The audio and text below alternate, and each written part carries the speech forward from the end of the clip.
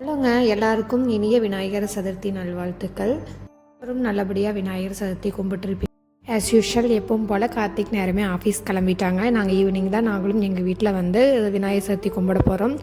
அதுக்குள்ளே வந்து கொலக்கட்டைக்கு ரெடி பண்ணி வச்சிடலான்னு நான் மதியமே 2 டம்ளர் வந்து இட்லி அரிசி ஊற வச்சுருக்கிறேங்க. இது வந்து கோயம்புத்தூர் ஸ்டைலில் செய்ய போகிற கொலக்கட்டை. அரிசி ஊற வச்சு அடுத்தது ஆட்டி எடுத்து வச்சுட்டு அதில் கடாயில் வந்து எண்ணெய் விட்டுட்டு கடுகு, கடலப்பருப்பு, வெங்காயம், வரமிளகா இல்லைனா பச்சை மிளகா சேர்த்துட்டு கருவேப்பிலை, உப்பு இதெல்லாம் சேர்த்திட்டு நல்லா எண்ணெயில் வந்து மாவு வணக்கி எடுத்துடலாம்.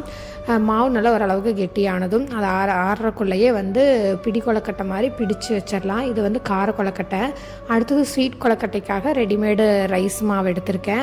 அதில் வந்து சுடுதண்ணி ஊற்றி நல்லா பிணைஞ்சி வச்சுட்டு உள்ள ஸ்டஃபிங்காக தேங்காய் பூ, இனிப்புக்கு வந்து நான் கரும்பு சக்கரை சேர்த்திருக்கேன், ஒரு ஏலக்காய், அதோட வந்து கடலமுத்தை வந்து வறுத்த கடலமுத்தை நல்லா பொடி பண்ணி ஆட் பண்ணிவிட்டு கூடவே வந்து எள்ளு இதையெல்லாம் வந்து நல்லா மிக்ஸ் பண்ணி உள்ள ஸ்டஃபிங்காக யூஸ் பண்ணியிருக்கேன்.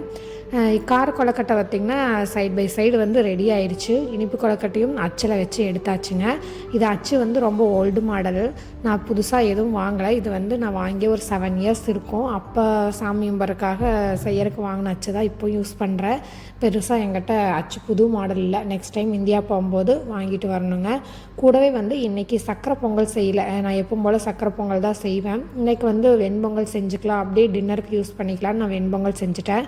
வெண்பொங்கல், கார கொலக்கட்டை, கூடவே வந்து ஸ்வீட் கொலக்கட்டையும் ரெடி ஆயாச்சு. அப்படியே சாமிக்கு வச்சு அன்றைக்கி ஈவினிங் வந்து கார்த்திக் ஆஃபீஸ்லேருந்து வந்தாச்சுங்க.